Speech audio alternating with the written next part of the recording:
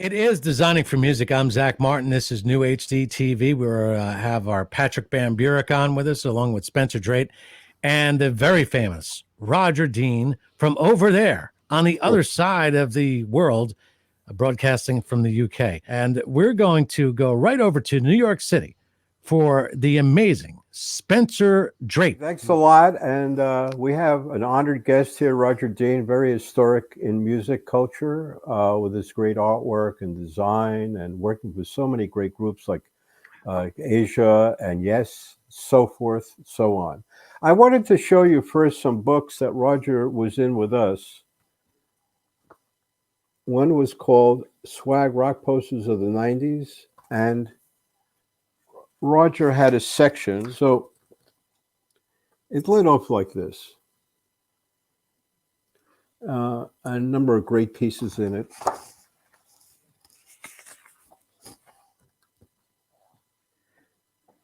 Yeah, I recognize that stuff.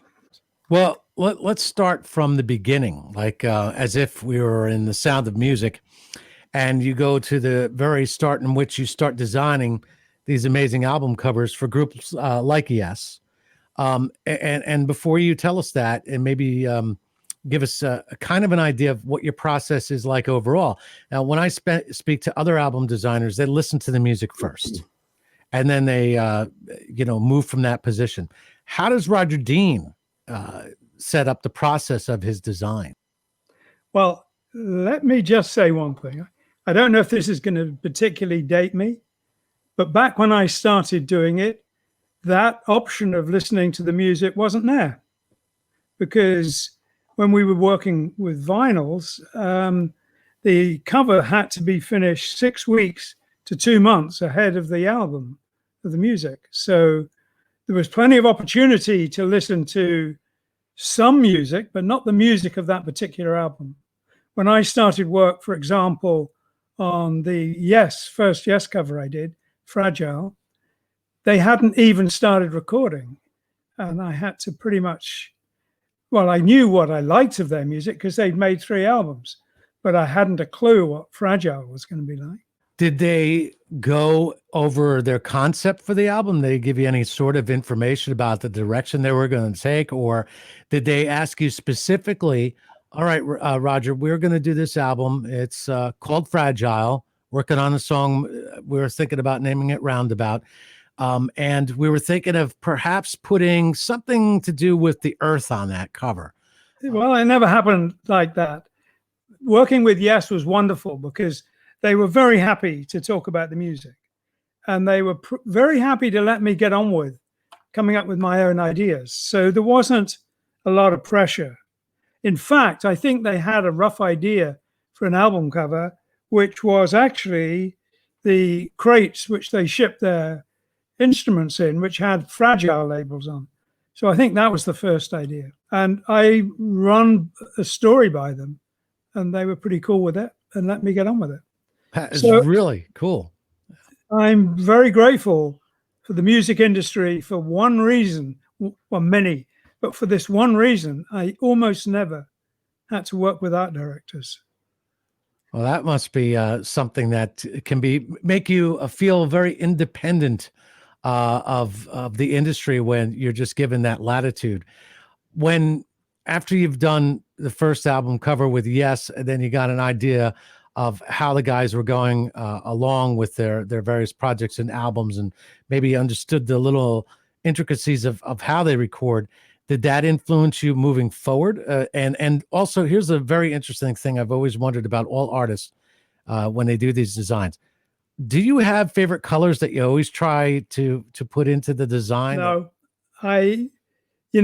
people used to think my covers were particularly vivid, but for example, when I did Relaya, I effectively painted that in dirty water. It was almost without color. I want to show this, Raj. This is in a rock art book. On the lower part, the lower piece of art on the page. That's Yes Years. Yes Years. I'm sorry. Yes, that's a beautiful cover, Raj. I mean, it's absolutely gorgeous. Thank you, kind sir. Let me just tell you my experience of listening to the band in the studio, and I have done it a lot. I would challenge anyone who spends a day, let alone an hour, listening to a band, record and re-record and replay and re-record a little bit of the bass line, because that's what a day in a studio is like. You don't hear the album, you don't hear the song unless the thing is finished and they're doing final mixes. You hear a little teeny piece of it, and you pretty much have to base your interaction with the band on talking to them rather than listening. That's sort of like when you're on the radio, when you guys are listening to us disc jockeys, us presenters, maybe on the BBC.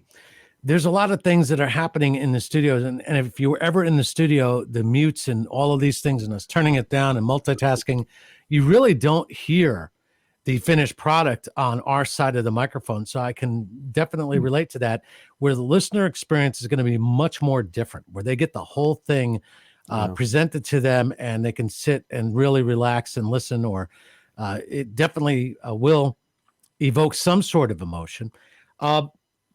Now, after you're working a while with Yes, then did you become popular with a lot of the other groups that were around your area? Well, if I can show you something, can I do that? This was the first album cover I did was 1968 for a band called The Gum. And I designed a piece of furniture that was got a fair bit of publicity back in 66. It was in a major London exhibition on new designers. And on the basis of that, I was asked to do the seating in Ronnie Scott's new discotheque at Ronnie Scott's Jazz Club. But also as a consequence of that, I got asked to do a bunch of jazz covers. And that was a problem for me because there was a very conventional design approach to jazz. And I wanted to break away from that. And I went to see David Howells, who was NR at, I'm just going to double check, MCA. He was at CBS and he just moved to MCA. And he gave me this cover to do for Osibisa. And this was before I'd met Yes. And that was pretty much me doing my thing. I was designing a cover, painting something heraldic and that I hope would be emblematic for the music and the band, and designing a font that would, I thought, represent the music, the world, and everything. And that album was astonishing for me because the record company was expecting the album to sell between 7,000 and 10,000. And I saw, before I even knew the album being released, I was in Oxford Street in London, and I saw a record store which had filled the window with that album cover. There must have been several hundred there. Wow. And that kind of blew me away. I had never anticipated that. But the owner of Big O Posters, famous in the underground world in London in the late 60s, because he was the founder, was art director of a magazine called Oz. He saw it, and one way or another, we got to talk and started producing posters. And they sold enormous numbers. Wow. I think the first one we did, I have a vague memory of it selling 600,000 copies. Wow. And you're thinking that's primarily in England, so it was a lot. And the album sold a lot too. So before I met Yes, I'd had a wonderful breakthrough experience with the Osibisa. Right. That particular album you just showed us was really interesting in that you took, I guess, a mammoth and you made it fly, almost like a combination dragonfly mammoth. What's going on in that artwork? Elephant.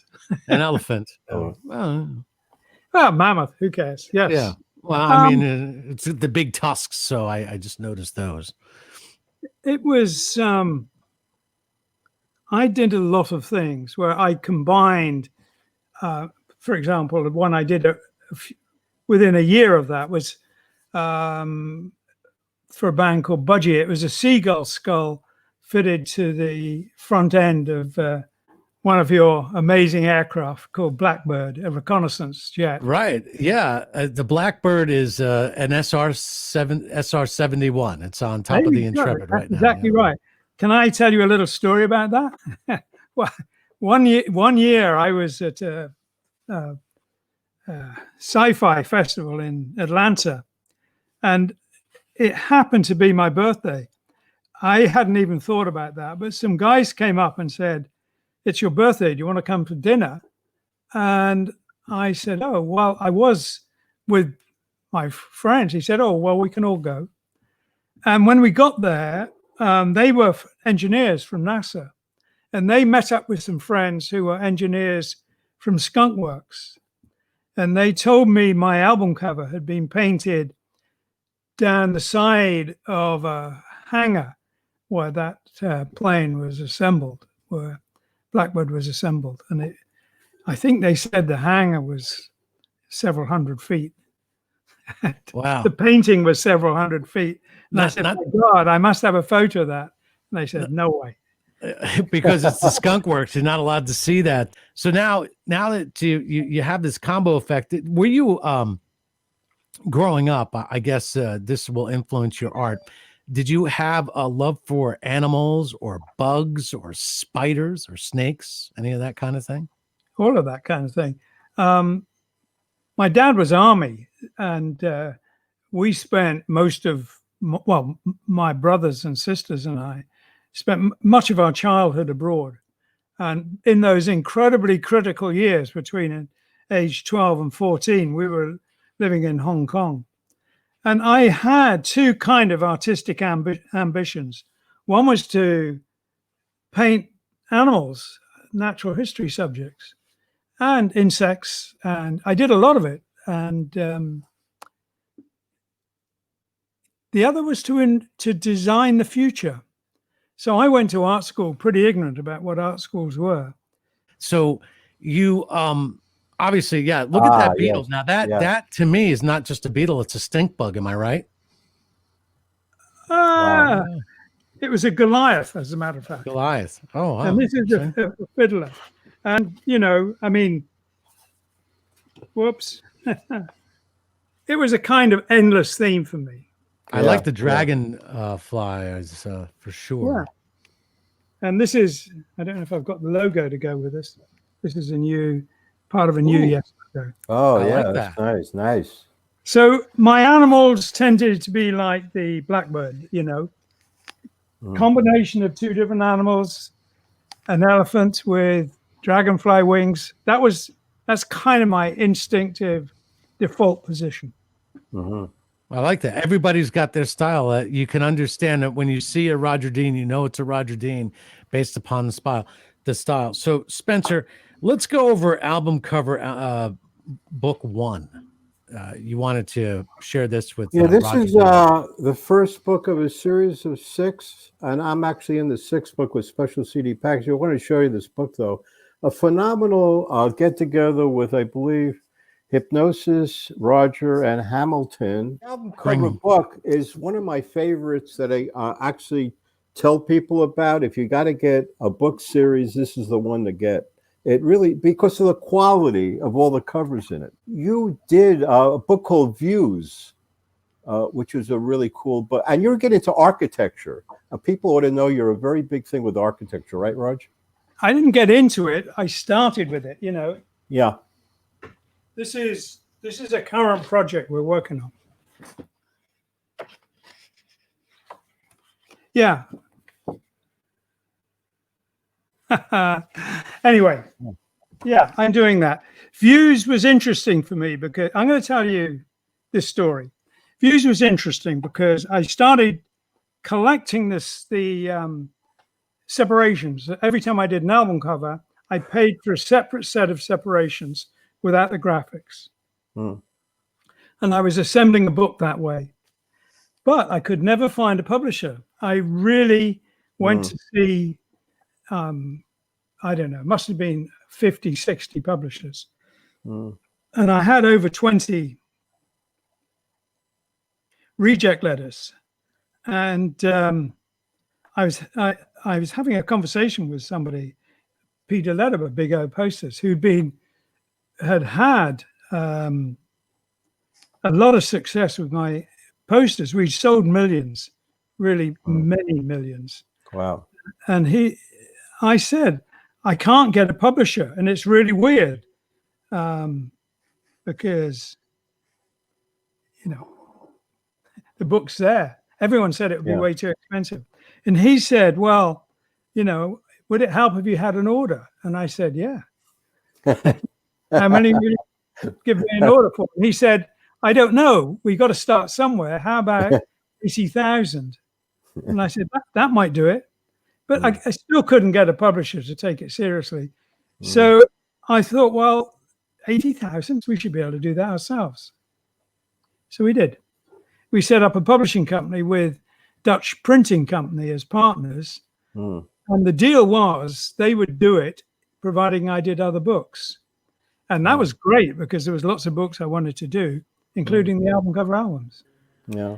And Views sold 1.2 million pretty much in the first couple of years. Wow. That's a lot. Yeah. And the first album cover book eventually sold over 1 million. By the way, on that, you mentioned Hamilton. Dominique Hamilton did the research and the text. But her dad, Richard Hamilton, is mentioned in the text because he designed the Beatles' White Album. And when she was 14, she ran the Beatles magazine. She was the editor of the Beatles magazine. So she spent time working with those guys. Roger, what are some of the iconic, besides the Yes albums that you've designed, what are some of those other iconic, or what you would say iconic covers that you've put together in the history of rock and roll? Well, the Yes ones started quietly, and then the ones that made a big impact were Close to the Edge, which only had the logo on the cover, Tales from Topographic Oceans, and Relaya. They were the kind of seminal Yes covers. But, the first Asia cover I did, I think it was the best-selling album of the year. That's this one. Always love that. So you got a serpent or a sea monster on the cover on that one. That's a dragon, but yeah. Dragon. Okay. Yeah, dragon. You're killing me. Leviathan. Yeah, and that's the second one. That's great. Oh, yeah. Beautiful. When I look at those two album covers from Asia, Roger, I can't help but think it's almost like you inadvertently or maybe unconsciously to the other, for those that are part of the Marvel series, especially when you have the Avengers, I see a lot of your artwork somehow in the background. So maybe they were listening to in Avatar, wasn't there? Yeah. Yes, Avatar, especially. Right. Right. Oh my gosh. Come to think of it, Roger, Spencer, and Patrick, I've watched Avatar quite a few times. I've been to Disney to see what they've done to that park. Yeah. And I can't help but think every time I watch Avatar that it's the cover of some Asia album. All right. Well, there you go. You're Roger right Dean. about that. Yeah. Well, the production designer admitted that he said he studied my work, and he said, "Where would you go for floating mountains?" I mean, oh, see, that is great. I'm glad you said that, because every time I'm at Disney and I go to that park, and every time I watch Avatar, I'm thinking, man, I've seen that somewhere before in my album cover collections or my album collection. That's cool. Well, there's no question that they were copying it. This is a triple album. It's a book. It was never like a book in America. It came out as a weird zigzag, but it was a book in England. Bring back that 3-page album cover that you just showed us, because I'd like to see more about that. Oh my God, it's beautiful. Wow. Oh, that's beautiful. I'm trying to juggle it so it gets in front of the camera. It's a tricky way to do it. Roger, it's really great to work on gatefold, right? Gatefold albums where you can open up and get the spread of art. Yeah, I like gatefolds, but I also like, this is Anderson Brew for Wakeman Howe. and get rid of the reflections. This is a later Asia. Oh, here's an early cover I did for a band called Paladin.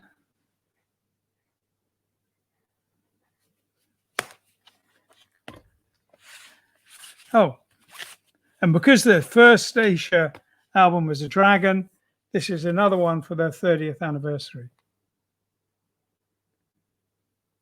Man, that is just amazing. You worked on something like an Asia box set, which was really beautiful. I saw. Yeah, I've worked on a few box sets for Yes and Asia. Yes, and Asia. Right. I'm sorry. Yeah, Yes and Asia. Yeah, this is one of the Yes. Oh, look at that, man! Oh man! Oh my God! And it's. Oh, this was the second Osabisa. Very nice. Norwegian band called White Willow. Okay, that's my third Asia. Oh, this is the Dutch band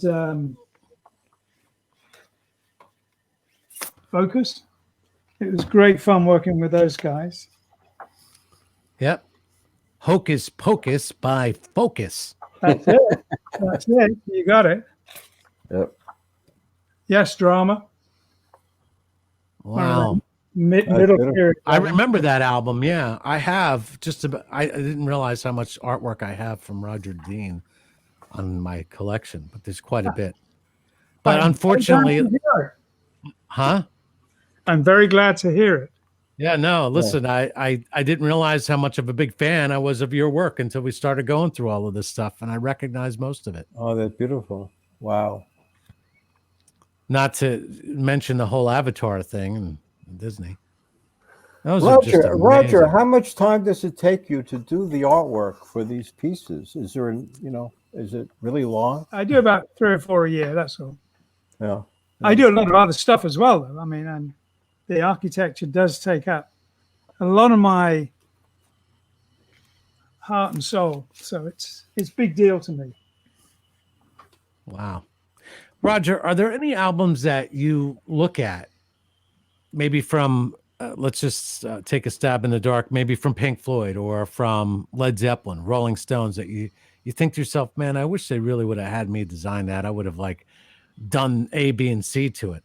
Or I'm really not impressed by that one. So what's your take on that kind of a, I guess? I can tell you 2 responses to that, and they're from polar opposite directions. When I was at college, I thought I would go to do architecture because it interested me a lot, but I hated the idea of designing boxes. I really thought that can't be a good way to build homes for people.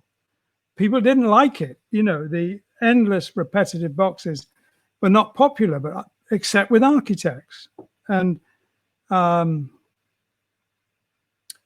my tutor said, don't apply to the architectural school. They won't like you and you won't like them.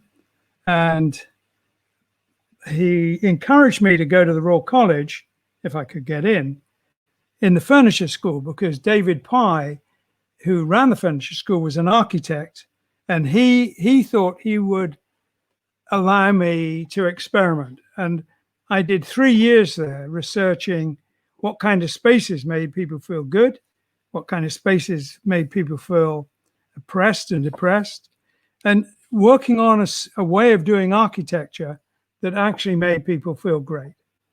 And I've often talked to architectural students and said, basically, you guys are being taught a belief system. The way architecture is taught is a theology with delusions of rationality. And I couldn't really have anything to do with it. But when I started doing album covers, I realized that the graphic design world had the same minimalist theology. It was seriously boring. And although I hadn't studied graphic design, it was easy for me to see what it was all about, the graphic design world. And I hated it. I thought, I simply can't be involved in this. And I thought, you know, if I see another Helvetica or Gill Sans font, I'm going to shoot myself. And I thought then that the music is attempting to come from somewhere else. And I figured the minimal thing an artist can do is come from the same place that the music's trying to come from.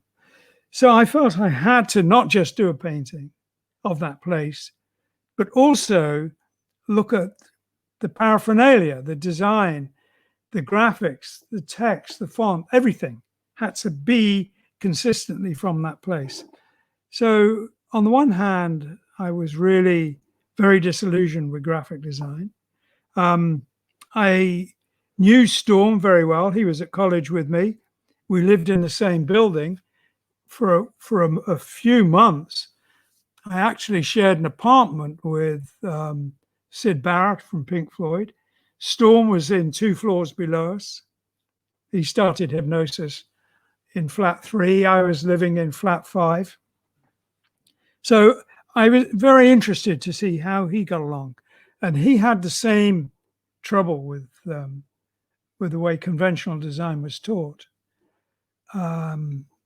One of the album covers, which I put on the front of the book, the first book we did, was Rick Griffin's Aruch Samoxa, because when I saw that, I thought, my God, I can do what I like. I don't have to be trapped in this very stifling world. I can do anything.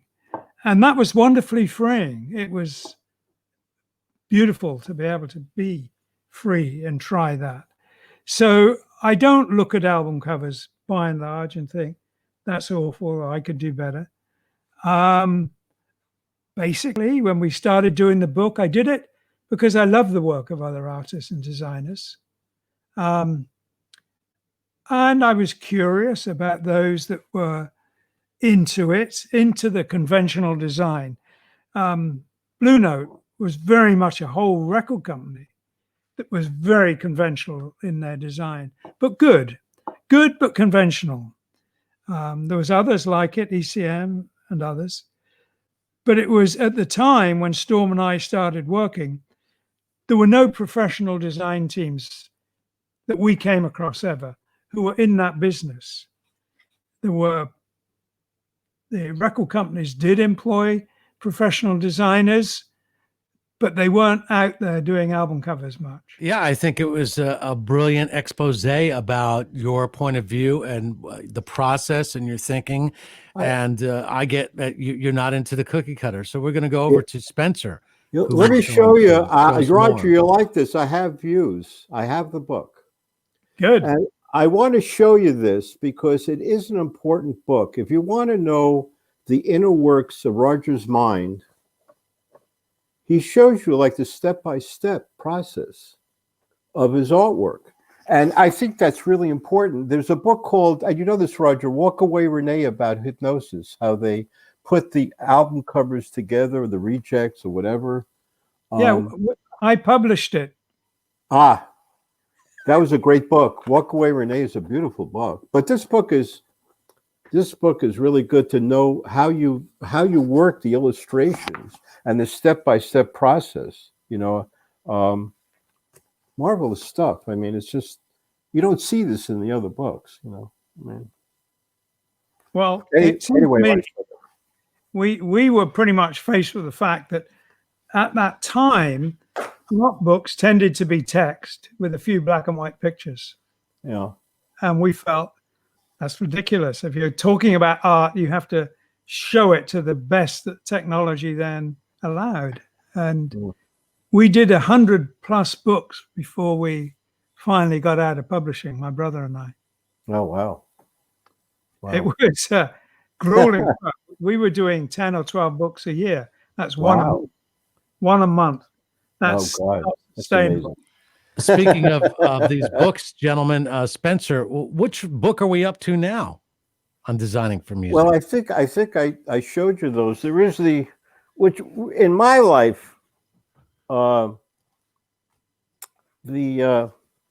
I get it out here, the sixth book, which was the last of the series, and why this meant a lot to me, Rogers, because I remember we got together with the special CD packaging series in the back, and these are remarkable special packaging visualized. This was the area for me as a graphic designer to get into special CD packaging. Some people said, well, vinyl is left. What's left? I said special CD packaging, because we had enormous budgets and we could work with different materials, and different fun things. I don't know if you can see this. But this section of the book means a lot to me, because it was a very big part of my life that I was so as a designer, we could get into the product, make it three-dimensional and work on special materials, and you could do whatever you wanted if you're really good, and that was brought out in the sixth book.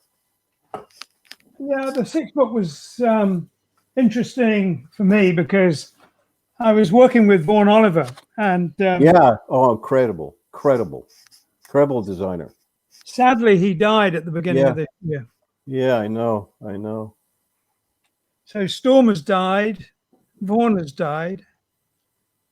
When I met him, I said I was awestruck by his work and rather intimidated by meeting him. He said, "Oh, we've met." Come on, I remember. He said, "No, you wouldn't. I was 17 and I came to your exhibition." So wow. Sometimes I think that when we do this kind of work that we do, you don't know who you're going to meet. And I remember about almost 20 years ago, I was sent to go interview Storm in Midtown Manhattan here in New York City. And I don't know, I wasn't paying attention like I usually don't pay attention. I'm like, oh, we need you to, he's an album designer, go and interview him. And I got the book that he had. It's unbeknownst to me, I'm like, oh, well, you're the guy that designed all of these, Pink Floyd things and whatnot. And I just thought that he was really interesting. And what I really appreciated about Storm, and I don't know, maybe you can share some insight. He was unassuming and really was a pleasure to be around. He just didn't. I think he had the right to present himself much bigger than he did, if that makes sense. He was so low key. I agree with you. I met Storm in New York. Judith and I were, he wanted us to actually agent a book of his towards the end of his life. He came into New York with Aubrey Powell, Raj, Yes. and Right. We had a really pleasant meeting. But periodically I talked with Storm during my life, and he would tell me these funny stories. I mean, one thing about him, he had this, and you know this, Roger, he had this quip about him, this funny quip about him. And I enjoyed every time I talked to him. Fantastic designer. I wanted to also show you about, let's see here, Vaughan Oliver. Their 1992 book we had in profile. The Pixies, very big. It's a big thing with him. But Vaughan was an incredible designer, right, Raj? I mean, he was extraordinary. Can I tell you my anecdotes about Storm? Yeah. Sure, go ahead. Yeah. I'm assuming doesn't describe the man I knew. He was very, very clever, very articulate, very funny. Unassuming? He once described how it was, because he came up with all these ideas, and he said, he was asked on the BBC, how do you know when you've got the right one? He said, well, if the management hate it, that's a good start. And if the record company hate it, then I know we're there. Exactly. But I do have, some of his artwork here on my Pink Floyd collection. It's the Discovery box set. And one of my favorites. I mean, Pink Floyd has always been, one of my favorites, along with Led Zeppelin and a few others. Of course, the Beatles. And I've always been fascinated by the work. And when you you buy these albums as a kid. I can remember going to the record store when we had them back in the day, and every single album that I would buy, it had to have the right type of album cover. Captain Fantastic and the Brown Dirt Cowboy is an example of an amazing album cover. Same thing with Goodbye Yellow Brick Road. My favorite Zeppelin album is Physical Graffiti. I just love the building on the cover, only to find out it wasn't a building in London. It was here in New York City, which is kind of cool. And then I would go and look at it, and I've got pictures of that building that I've taken myself. So I think that without the artwork, it just doesn't strike a chord with me. There we go. We're using a musical analogy. So there's a picture that Storm sends. We do a profile on Storm, of course, Roger, and in the same book you're in. And of course, he sends me a picture of him in college, I think. You know what I mean? Of all the people. Yeah. Yeah. But he had, Storm hypnosis. Yeah, I mean, Storm was like a character to me. He was a real character. Can I just do one last little anecdote about this definitely. unassuming man? He was lovely, by the way, but he was not unassuming. A mutual friend was writing a introduction to Storm's book. I never checked to see if it got used. It was Pete Smith, and he was writing something, and he borrowed a phrase from is it Billy Graham, who was the promoter on the West Coast?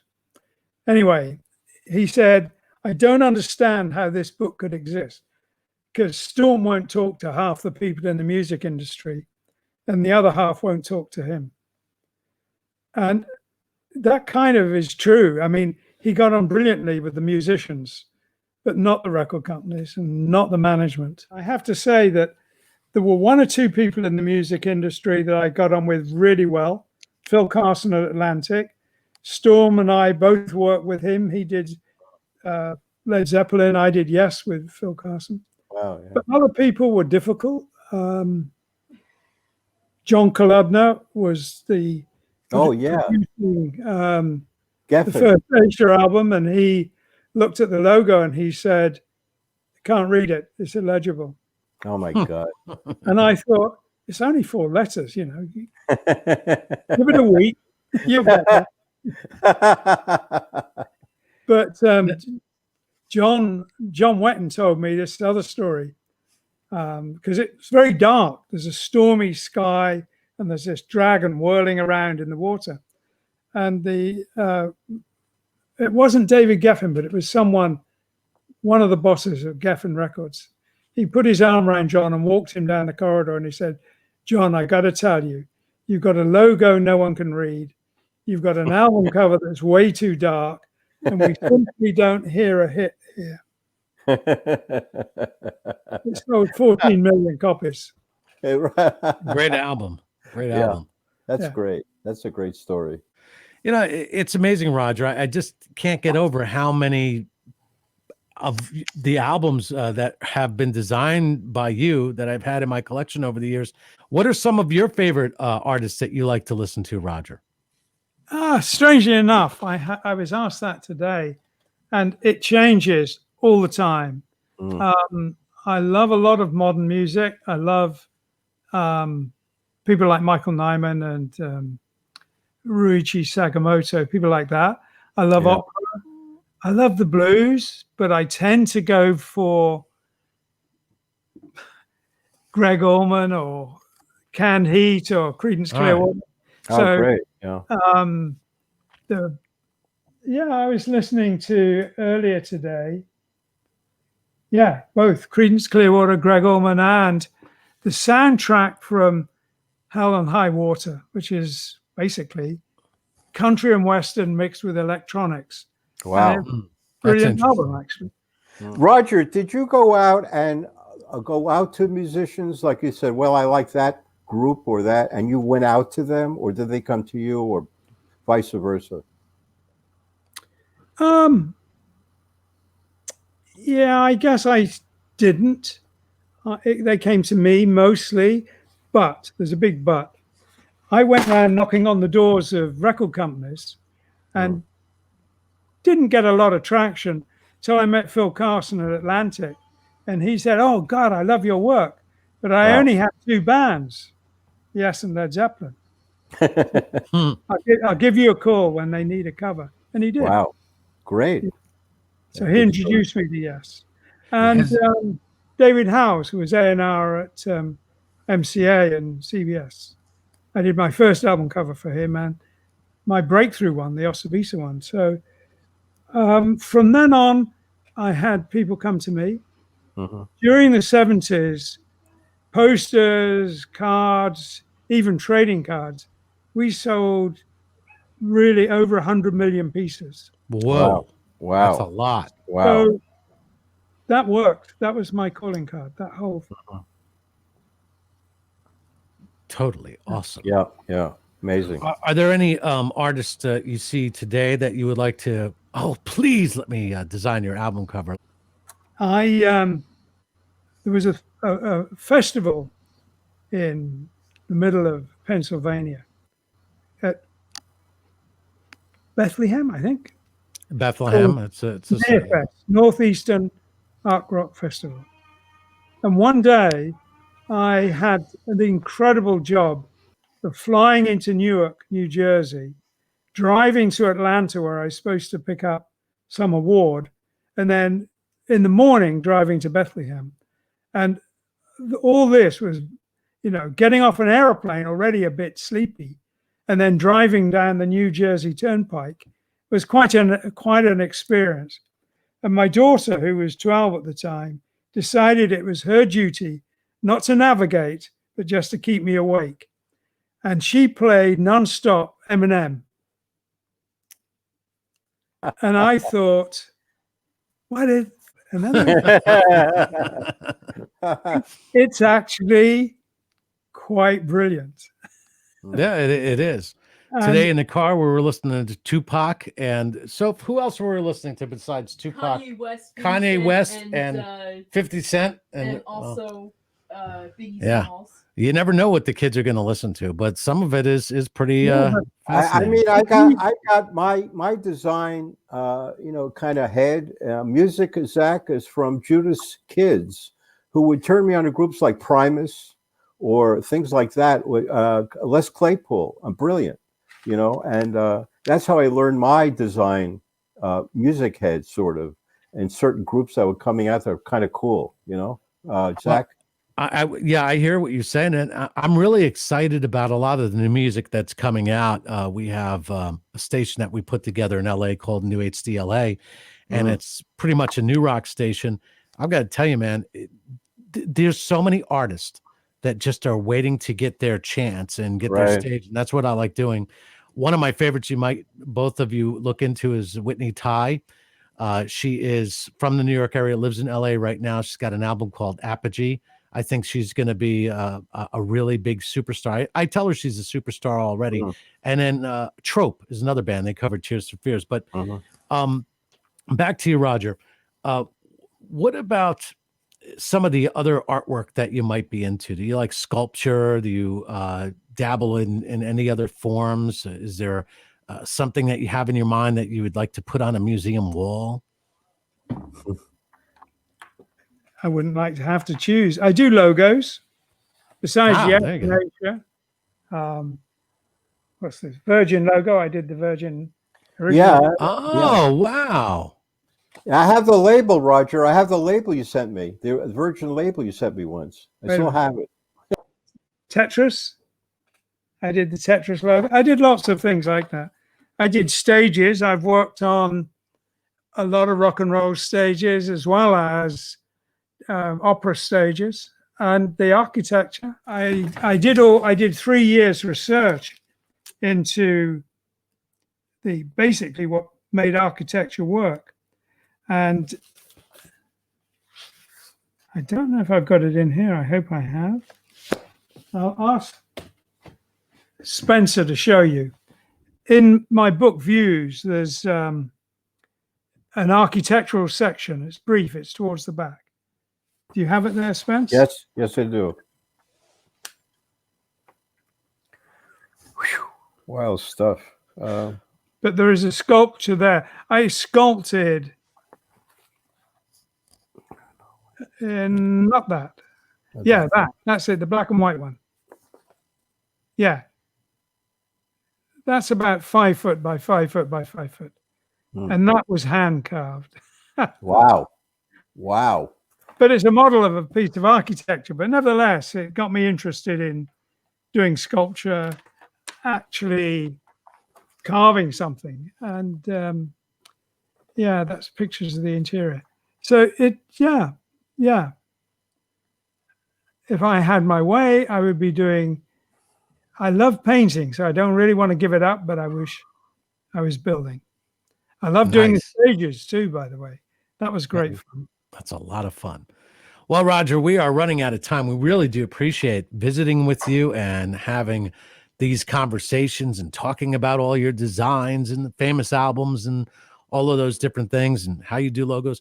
Now, this is a point. Now, if somebody, let's say, I don't know, could be Billie Eilish or anybody like that, and they wanted to get in touch with you to have you design their next masterpiece, would they be able to do that? Or are you still, working with people, or are you just like, I'm just going to do what I want and I'm going to fish off a pier?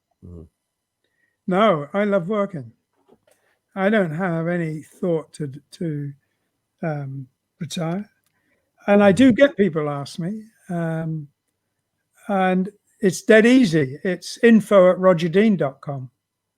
Oh, good.